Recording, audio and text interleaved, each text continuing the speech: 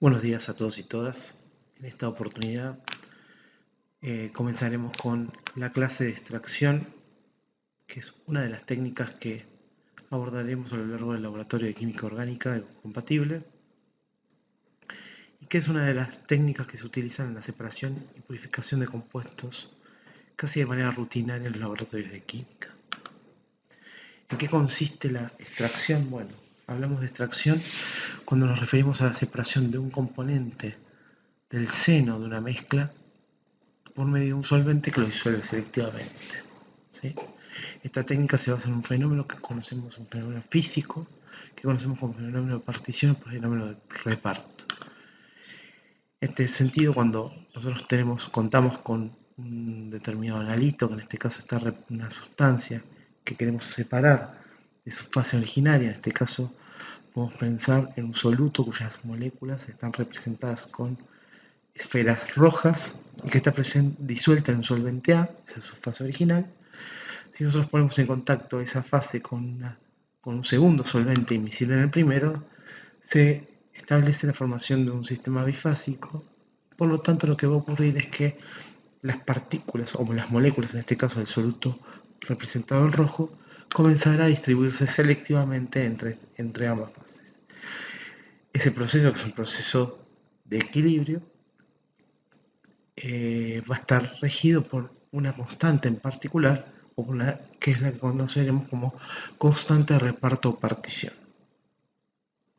Entonces, para que exista este fenómeno de reparto o partición, debemos contar siempre con un sistema bifásico, es decir, que tenemos que tener, en el caso de que sean dos solventes líquidos, dos solventes que sean completamente invisibles. Particularmente en el caso de que lo que queramos extraer no sea un compuesto de interés, sino una impureza, estaremos hablando de un lavado y no de una extracción, y en este caso el compuesto de interés va a permanecer en la fase original. Entonces, hablemos un poco de la ley de reparto o distribución, que es la que rige este proceso de separación, ¿sí? Si nosotros entonces contamos con imaginemos un sistema bastante sencillo en el que tenemos el solvente A, un analito al que podemos llamar X, que en este caso está representado por estas esferas rojas, y ponemos al sistema en contacto con un tercer componente que es el solvente B.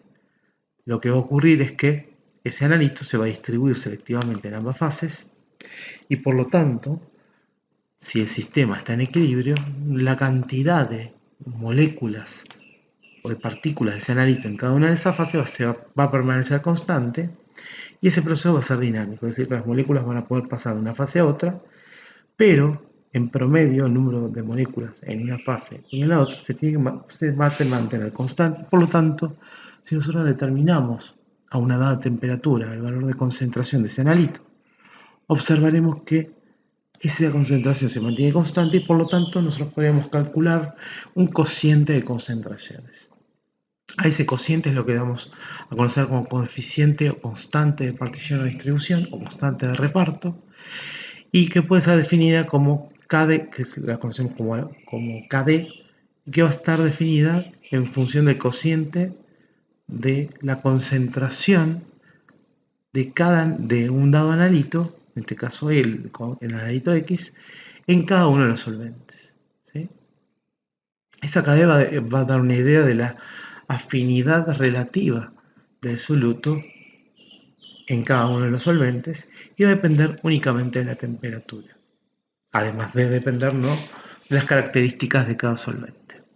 Es propia de cada sistema, es decir, que va a depender del tipo de soluto y solventes que forman parte de ese sistema ternario y puede aproximarse al cociente de solubilidades. Si nosotros no podemos, en el caso de que nosotros no podamos calcular la concentración de ese analito en cada uno de los solventes, podemos ir a una tabla y a una temperatura, conocer el valor de solubilidad y aproximar esa KD como el cociente de solubilidad. De hecho, si nosotros pensamos en un sistema bifásico formado solamente por dos solventes y agregamos un soluto, el soluto X, a ese sistema formado por el solvente A más el solvente B, a medida que nosotros vamos agregando el soluto se va a ir disolviendo y la máxima cantidad de soluto que vamos a poder disolver en cada fase va a ser el valor de la solubilidad.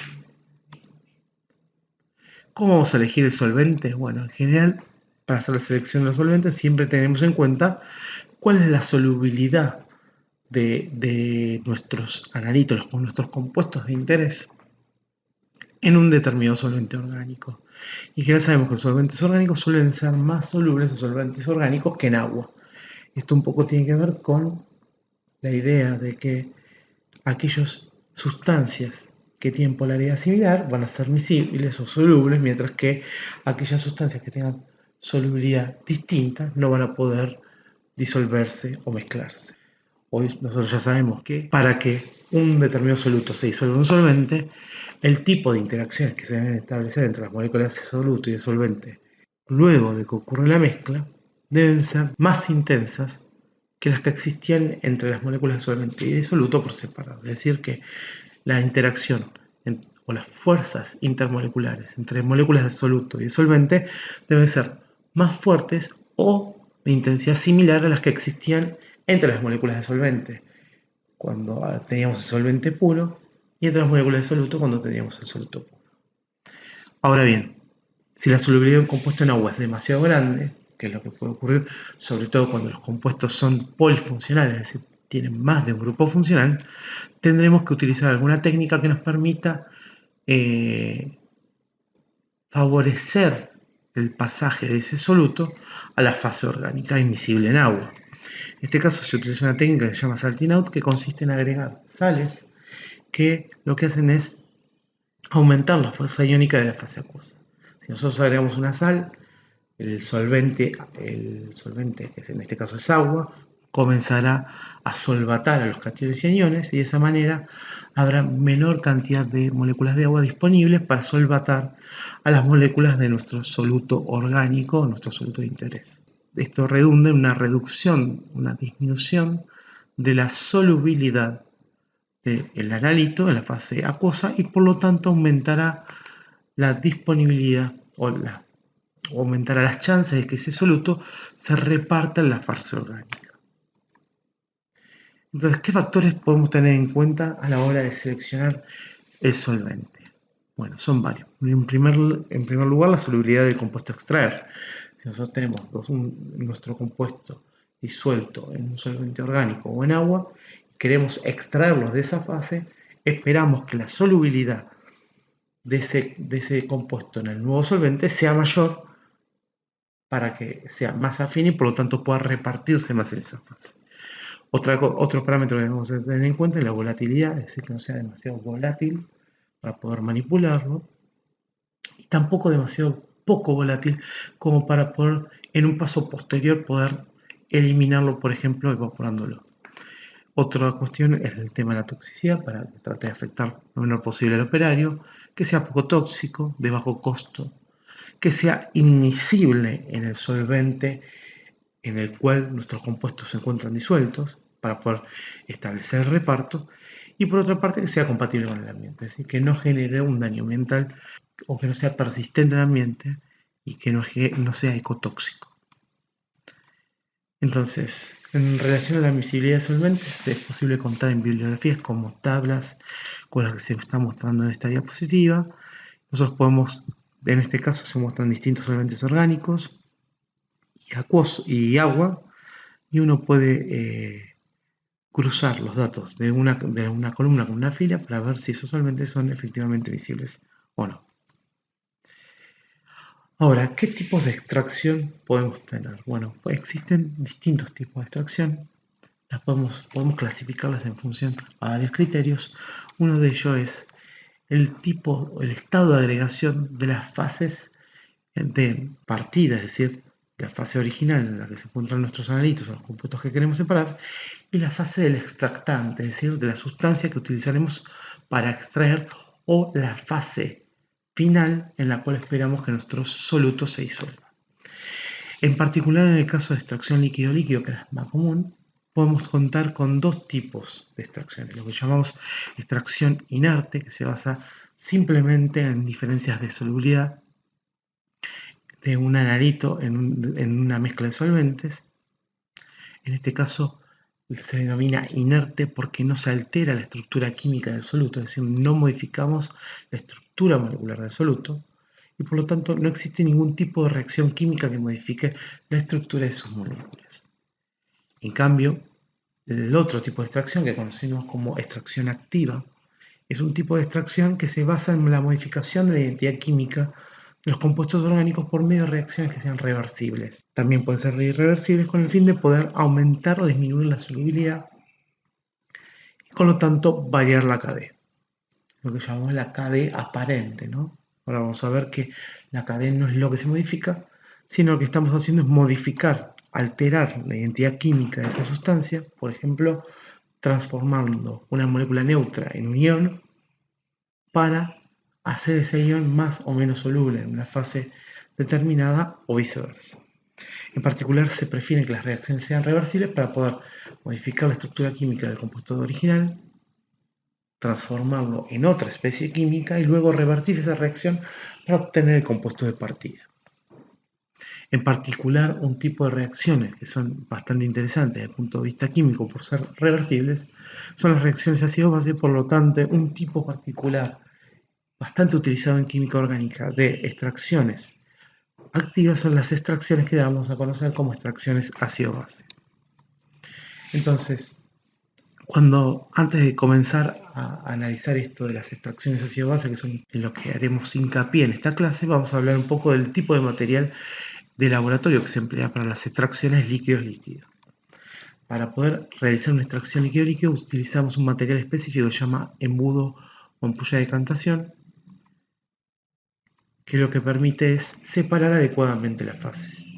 La ampolla de decantación cuenta con un cuerpo de la ampolla, un vástago, que es la terminación de esa ampolla, y un robinete que separa el cuerpo de la ampolla del vástago. ¿Sí? Las ampollas suelen tener esta forma de manzana o pera alargadas, que terminan en ese tubo de vidrio alargado que es el vástago, el final de la ampolla, y ese robinete o canilla que es la que permite el paso de los líquidos. En la parte superior suelen tener un tapón para poder manipular los líquidos, la mezcla de líquidos una vez que son agregados a la ampolla.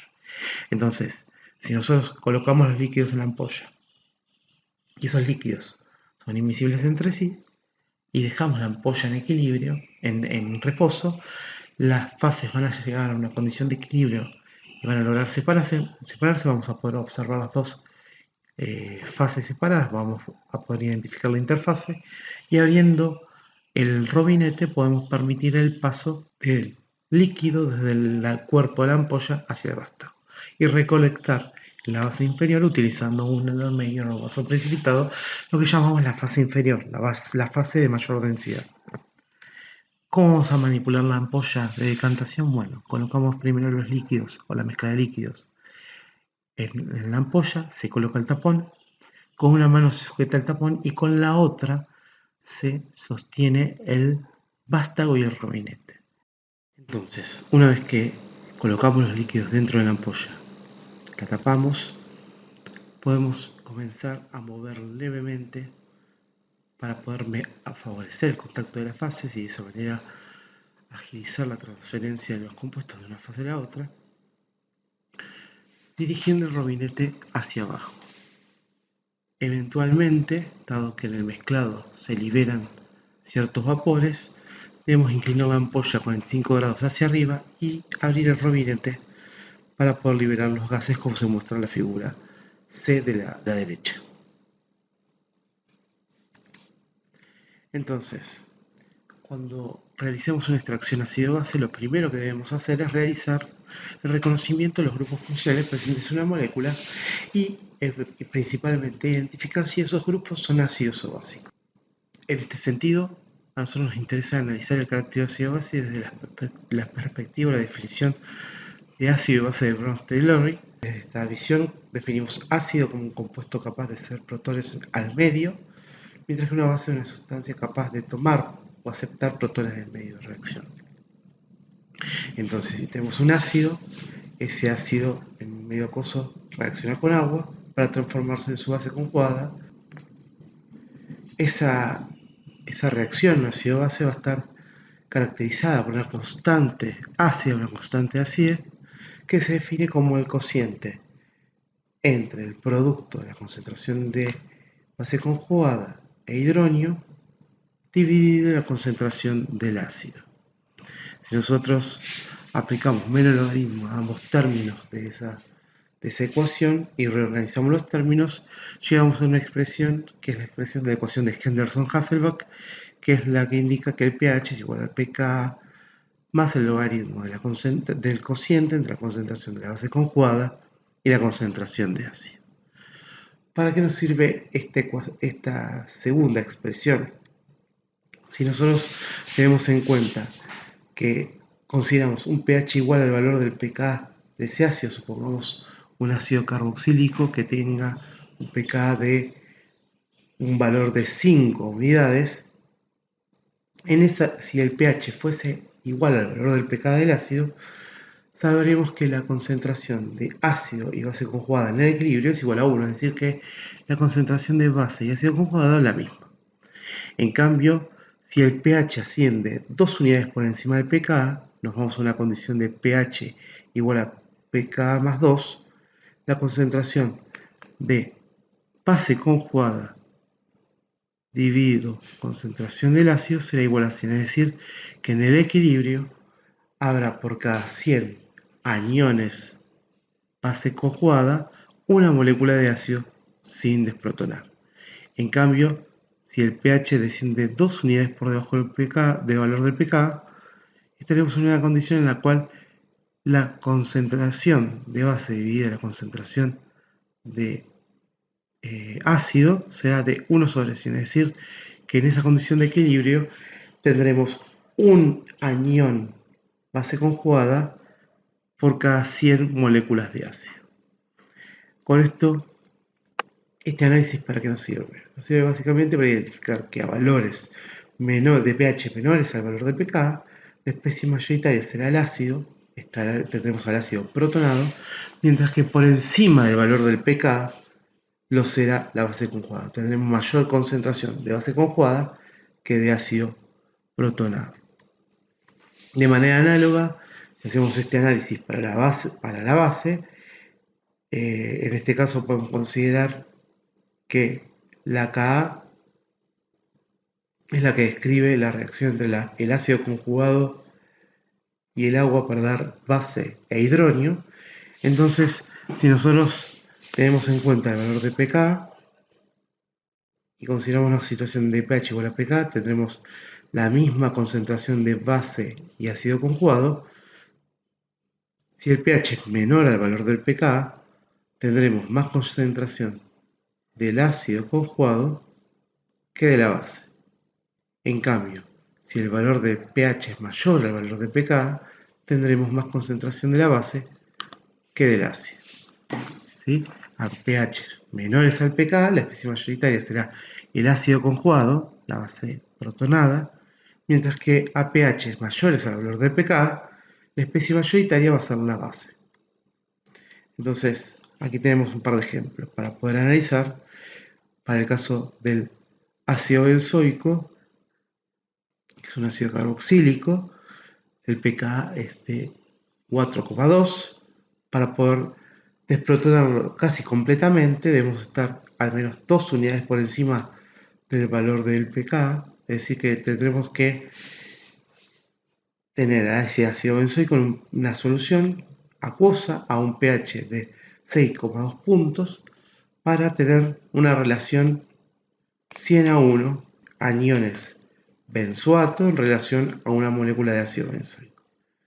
En el caso del fenol, el pK es 10, es casi 5 puntos mayor. Hay 5 órdenes de magnitud de diferencia, es casi 10 a las 5 veces menos ácido que el ácido carboxílico. Por ello, al ser un ácido más débil, deberemos utilizar una solución que tenga un pH mucho más alto, que tenga 2 unidades de pH por lo menos por encima del valor del pK de ese fenol. Es decir que el fenol va a poder ser considerado casi completamente disociado a un pH igual a 12. Por último, en el caso de la metanitronilina, cuyo pK es 2,5, por un pH menor al valor de pK, la nitroanilina va a estar protonada, en cambio a un pH mayor va a estar desprotonada. Y se requeriría en este caso un pH de al menos 4,5 puntos para asumir que esa nitroanilina está completamente disociada. Recordemos que pHs bajos implican un aumento de la concentración de protones en el medio, mientras que pHs altos implican alta concentración de oxidrilos y baja concentración de protones. En esta tabla se muestran algunos valores de ácidos y bases de uso común en el laboratorio. El valor, como para tener algún valor de referencia, tenemos los dos primeros valores que se muestran en la tabla. A la izquierda son los valores de los dos pK del agua. El primer pK es el pK del hidronio, la constante de desprotonación, la constante ácida del ion hidronio, que pierde su protón para transformarse en agua.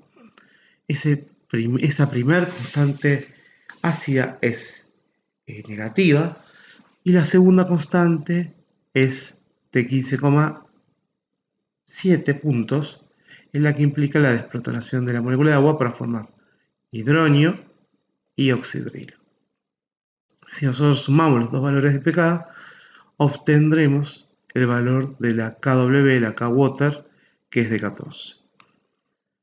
Fijémonos qué ocurre con los ácidos orgánicos. En general, los ácidos carboxílicos tienen un pK de referencia cercano a 5, y dependiendo del tipo de grupos que estén unidos al grupo carboxilo, lo que llamamos este grupo X, si son grupos atractores de electrones, reducirán el valor del pK debido a que estabilizan a la base conjugada, mientras que si son grupos que desestabilizan al ion carboxilato, aumentarán el valor del pK. En el caso de los alcoholes, el alcohol lo podemos pensar estructuralmente como un derivado de la molécula de agua, el que hemos reemplazado por un grupo alquilo, ¿sí? Por lo tanto, el pK va a ser bastante similar al de los alcoholes, cercano a 15, 15,7.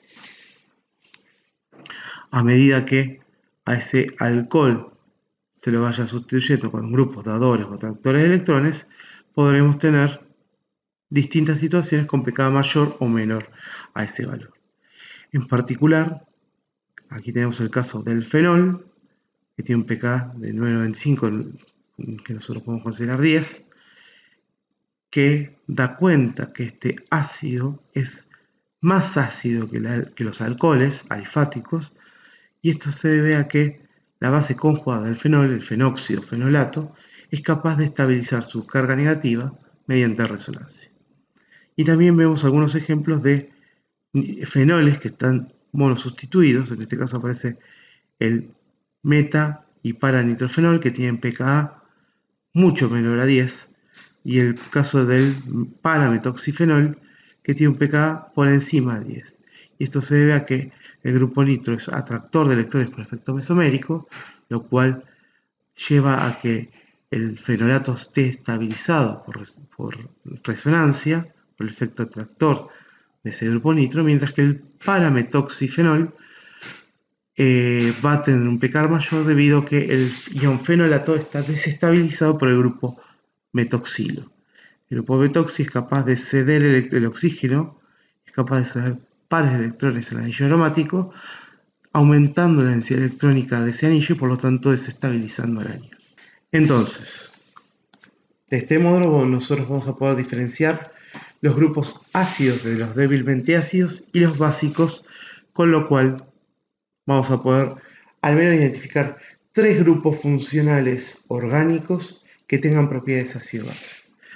Los fenoles, que los vamos a considerar los ácidos más débiles dentro de los orgánicos, que tienen un pKa mayor a 7 en el caso de que estén sustituidos, se van a poder extraer solo con una solución de hidróxido de sodio al 5% o concentración superior, dado que esas soluciones van a ser las que tengan un pH mayor a 10. Recordemos que para poder extraer el fenol o a cualquier otra especie necesitamos contar con una solución que, luego de ser agregada al medio, aumente el pH al menos 2 unidades por encima del valor del pK. Entonces, en el caso del ácido carboxílico, que tiene un pK de entre 4 y 5, para poder extraerlo vamos a poder utilizar una solución de hidróxido de sodio, pero también podríamos utilizar una solución de bicarbonato de sodio, que es una base débil y que alcanza un pH máximo de 8.5 puntos. ¿Por qué en este caso no indicamos utilizar hidróxido de sodio para el ácido carboxílico? Podemos utilizar hidróxido de sodio, pero no podremos utilizarlo si en la mezcla están presentes tanto fenoles como ácidos carboxílicos. Finalmente tendremos el caso de las aminas, que son las únicas bases orgánicas capaces de reaccionar con ácidos próticos que pueden extraerse con soluciones ácidas, por ejemplo utilizando ácido clorhídrico del 5% o con una concentración superior. Debemos tener en cuenta que en el caso de las extracciones puede darse que en esa fase orgánica haya sustancias que sean solubles en agua, ¿sí? Siempre, todos los casos anteriores nos referimos a especies químicas que puedan ser poco solubles en agua, entonces protonando o desprotonando a estas especies químicas aumentamos su afinidad de agua y por lo tanto podemos hacer una extracción con una solución acuosa, ¿sí?, de un ácido o base inorgánica. Ahora, si los compuestos disueltos en el solvente orgánico son solubles en agua, no podremos utilizar como extractante una solución acuosa debido a que extraeremos junto con el componente ácido básico que queramos extraer aquel componente que sea soluble en agua. Entonces analicemos ahora un ejemplo. Supongamos que contamos con una solución etérea de 4 componentes: sileno, ácido parametoxibenzoico, la NN-dietil parametilanilina y el ortometilfenol.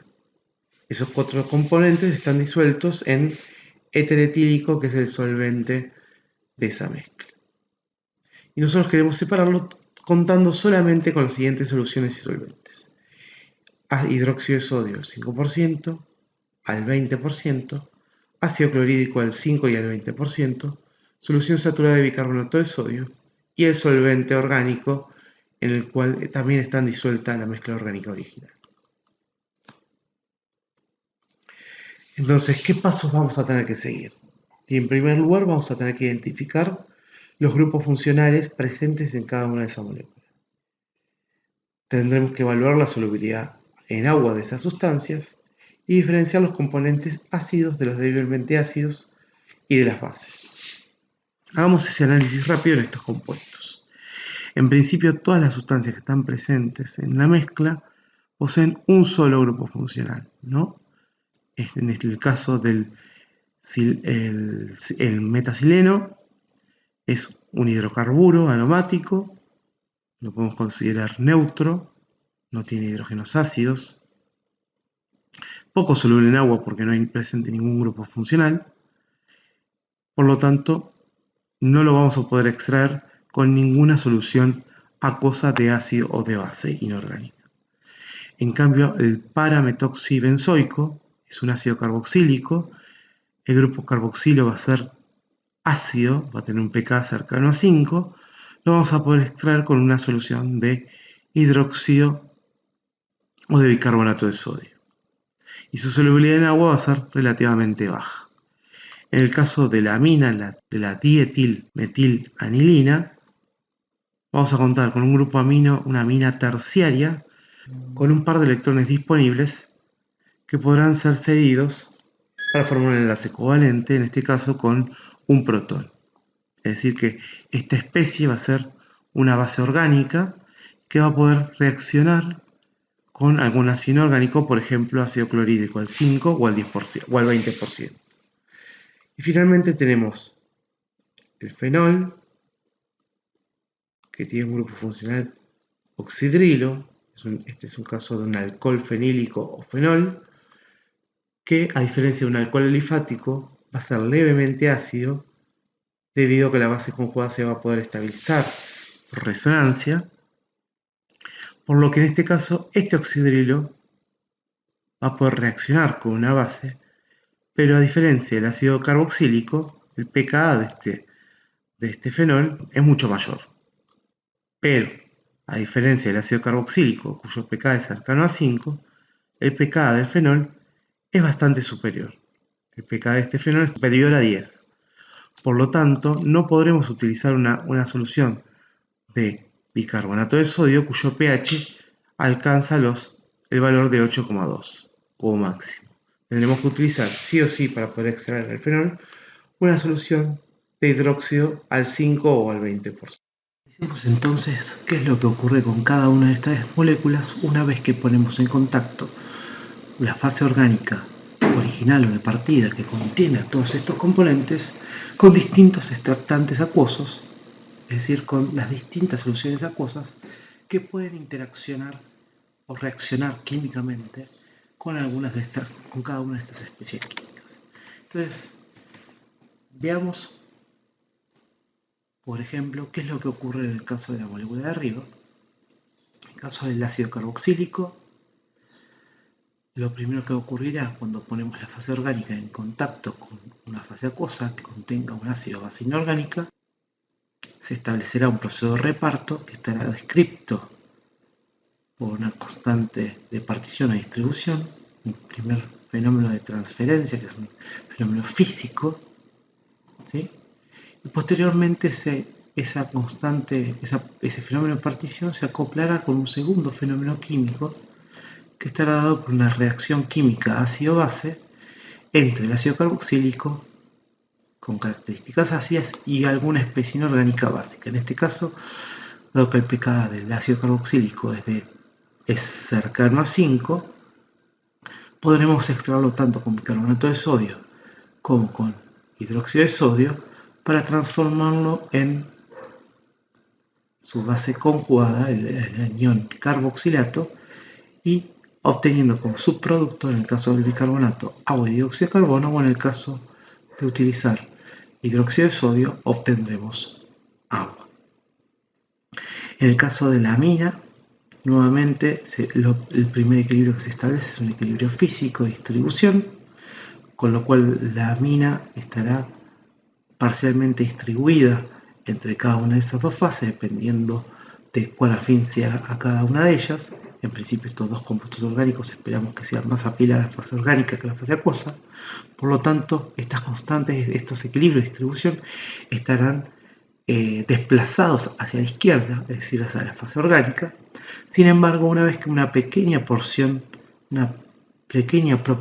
de estas moléculas orgánicas se encuentran en la fase acuosa, el extractante, podrán reaccionar con la especie inorgánica mediante un equilibrio ácido-base. Nuevamente tendremos una reacción ácido-base, en este caso entre la amina y el ácido clorhídrico, y la amina podrá aceptar un protón del ácido clorhídrico utilizando su par de electrones libres para transformarse en un ion amonio. ¿Sí? Como producto de estas reacciones ácido-base se obtienen bases y ácidos conjugados que son básicamente iones, un anión y un catión. Estos aniones serán más afines a la fase acuosa que a la fase orgánica, por lo tanto el equilibrio químico ácido-base desplaza el equilibrio de distribución o de reparto hacia la fase acuosa. Por lo tanto tendremos la mayor parte de las moléculas orgánicas que inicialmente estaban en la fase orgánica en fase acuosa, pero en forma de ácido o base conjugada, es decir, como ion. De manera análoga, en el caso del fenol, que es levemente ácido, podrá reaccionar en este caso solo con hidróxido de sodio, dado que su pKa no es lo suficientemente bajo como para reaccionar con bicarbonato de sodio, y se obtendrá como producto de esa reacción química, una vez que el fenol se transfiere a la fase acuosa, un anión que es el anión fenolato o fenóxido, y este anión será más afín a la fase acuosa que a la fase orgánica. Finalmente, la última especie, el sileno, que es inerte, no podrá reaccionar químicamente con ninguna de las otras especies inorgánicas ácido-base, y por lo tanto esta especie se mantendrá mayormente en la fase orgánica. Entonces, como resultado de las extracciones acuosas de los compuestos orgánicos ácido y base, todos los compuestos se informan en su forma iónica en la fase acuosa. Ahora, ¿cómo volvemos a obtener los compuestos de partida nuevamente en fase orgánica?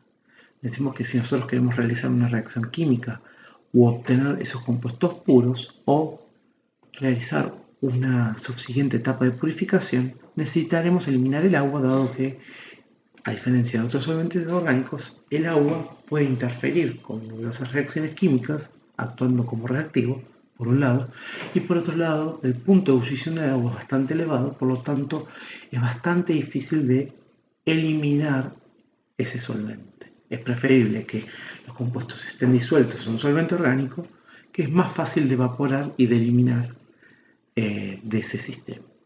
Entonces, en este caso, lo que necesitaremos hacer es agregar un ácido o una base concentrada para regenerar los ácidos y bases originales o de partida. Es decir, necesitamos revertir los equilibrios ácido-base para obtener o regenerar la sustancia en su forma molecular neutra y no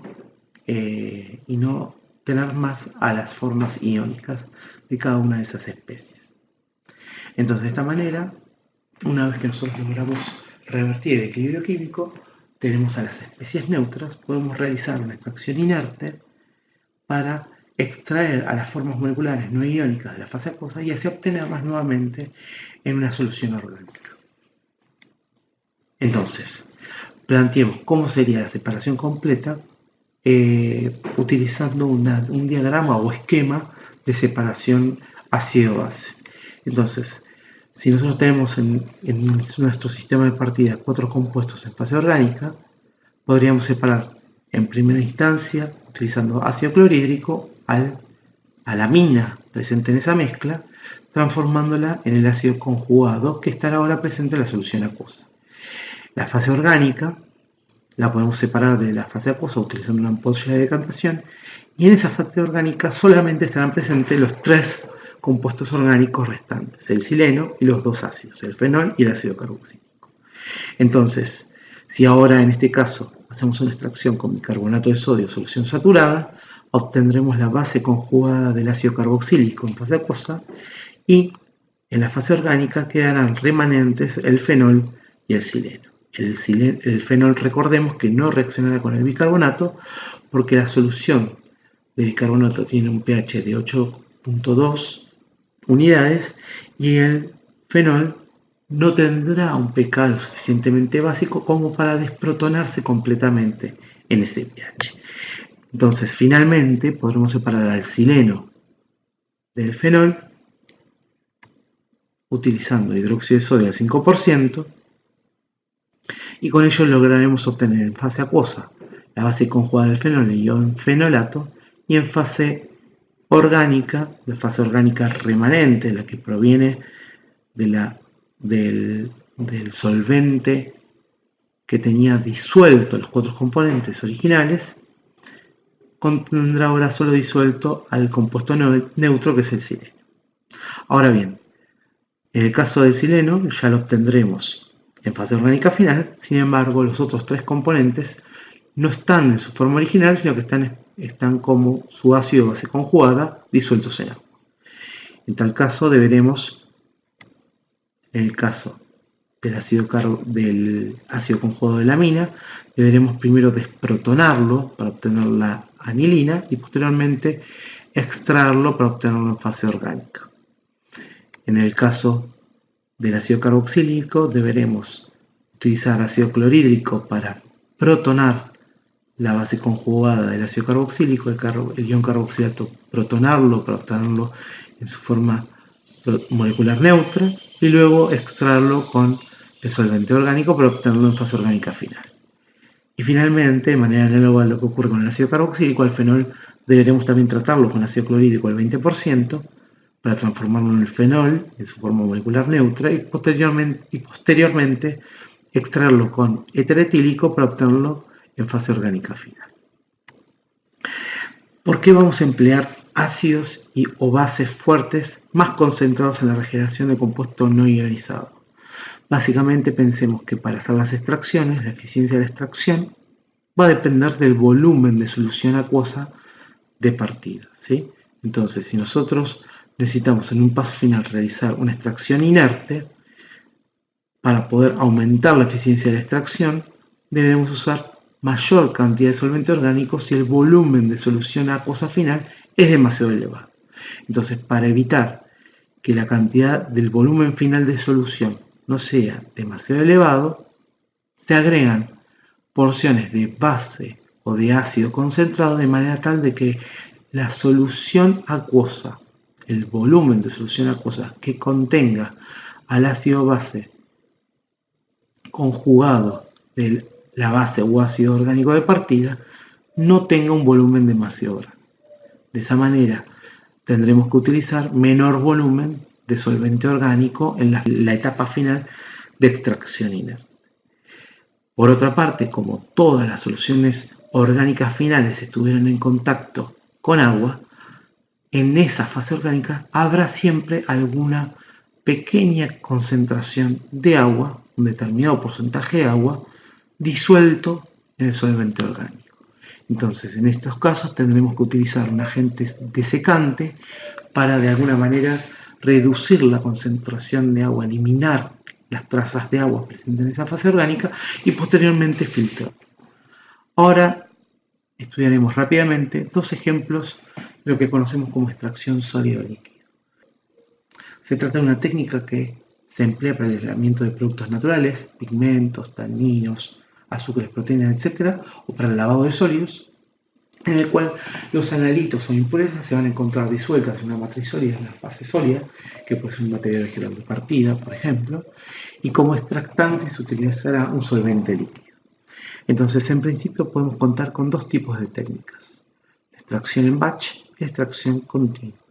En la extracción en batch se pone en contacto al sólido con el líquido una determinada cantidad de tiempo y posteriormente se separan por filtración. Esto, por ejemplo, sirve para separar componentes cuando el componente presente en la matriz sólida o en la fase sólida es muy abundante. Por ejemplo, cuando queremos hacer una extracción de té o café. El otro tipo de técnica es la extracción continua, que se utiliza cuando el componente es poco soluble, el solvente de extracción no está presente en bajas proporciones. Y para ello utilizamos un instrumental particular que es un equipo Socklet. En este caso lo que se hace es agregar el sólido de partida conteniendo el anilito de interés en un cartucho especial. En esta parte del equipo Socklet, en la parte inferior se coloca un balón con el solvente que se calienta a ebullición con una platina o con una manta calefactora. El vapor asciende por este tubo y al chocar con las paredes internas de un refrigerante, cuyas paredes son enfriadas por agua que ingresa desde el exterior, provocan la condensación de los vapores que caen sobre el cartucho y actuarán como solvente de extracción para extraer al analito. Cuando el volumen de solvente alcanza un determinado nivel, por un sistema tipo sifón, el compartimiento se vaciaría de solvente y la solución de solvente con el compuesto extraído pasará nuevamente al balón. De esta manera lo que logramos es un sistema continuo de extracción donde el solvente que ingresa y que está en contacto con el cartucho es siempre solvente puro. Veamos ahora uno de los problemas más comunes en las extracciones ácido-base. Cuando agitamos dos fases que no logran separarse correctamente y se forman gotas, una suspensión de gotas entre ellas, se dice que se ha formado una emulsión. En general se forma cuando se realizan extracciones con soluciones acuosas y ciertos solventes orgánicos, principalmente con solventes clorados. Entonces, para separar una emulsión acuosa orgánica, lo que puede hacerse es agregar una solución salina, realizar un salting out para disminuir la tensión superficial del agua y permitir la ruptura de las gotas. También se puede centrifugar se puede drenar el contenido de la ampolla gota a gota sobre las paredes de otro recipiente de vidrio, por ejemplo un Erlenmeyer, o sea, precipitado, o agitar suavemente con una varilla de vidrio. Los agentes desecantes van a ser utilizados para eliminar las trazas de agua presentes en la fase orgánica y se van a tratar de sustancias que deben ser inertes, en principio no reaccionar químicamente con los analitos, sí podrán hacerlo reaccionar químicamente con el agua, tienen una gran capacidad de desecación, es decir, que pueden absorber grandes cantidades de agua por peso desecante y ser fácilmente separables por filtración y destilación. Podemos tener dos tipos de agentes desecantes. Agentes reversibles, aquellos que forman hidratos, son sales que son capaces de incluir en su estructura cristalina grandes cantidades de moléculas de agua, y los no reversibles, que son aquellos que reaccionan químicamente con el agua, que dan lugar a algún producto químico como consecuencia de su reacción con agua. Por ejemplo, el pentóxido de fósforo reacciona con agua para transformarse en ácido pirofosfórico, el sodio metálico reacciona con agua para transformarse en hidróxido de sodio e hidrógeno molecular, etc. En las extracciones ácido-base se prefiere utilizar siempre agentes desecantes reversibles, dado que de esa manera se minimiza la posibilidad de que haya reacciones químicas con los analitos presentes en la muestra.